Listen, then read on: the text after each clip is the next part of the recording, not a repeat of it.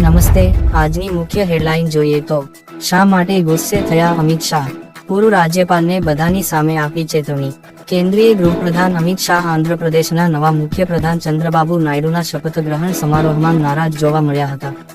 હકીકતમાં social media પર એક વિડીયો વાયરલ થઈ રહ્યો છે, જેમાં કહેવામાં આવી રહ્યું છે કે તે તેલંગાણાના પૂર્વ રાજ્યપાલ તમિલિસાઈ સૌંદરરાજનને ચેતવણી આપતા જોવા મળી રહ્યા છે. ચાલો કઈ વાંધો નહીં, આગળની હેડલાઇન જોઈએ.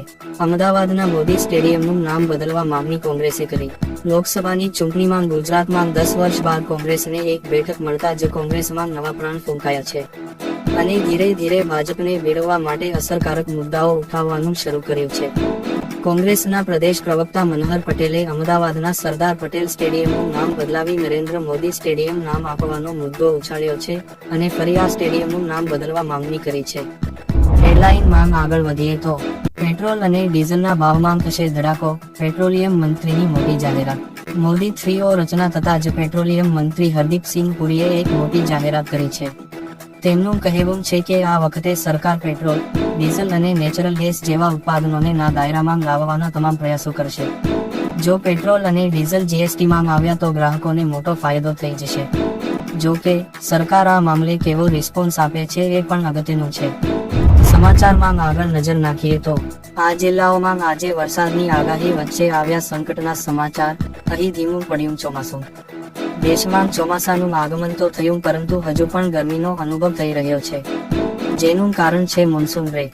દક્ષિણ ગુજરાતમાં પણ ચોમાસાનું આગમન થઈ તો ગયું, પરંતુ હવે તે ધીમું પડી ગયું છે.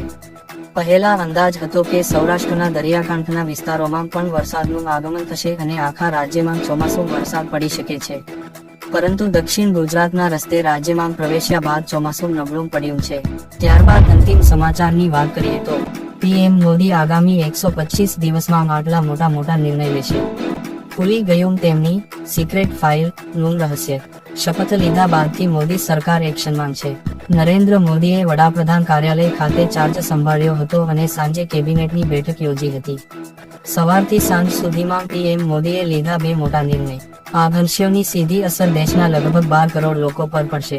પહેલો નિર્ણય ખેડૂતોને લગતો હતો. પીએમ બન્યા બાદ તેમણે 9 કરોડ ખેડૂતોને રિટર્ન ગિફ્ટ તરીકે 20,000 કરોડ રૂપિયા આપ્યા. બીજો મોટો નિર્ણય ગરીબો માટે હતો, જેની વડાપ્રધાન મોદીએ 3 કરોડ નવા વડાપ્રધાન આવાસ બનાવવાની જાહેરાત કરી હતી. શહેરો અને ગામડાઓના ગરીબોને આ મકાનો મળશે.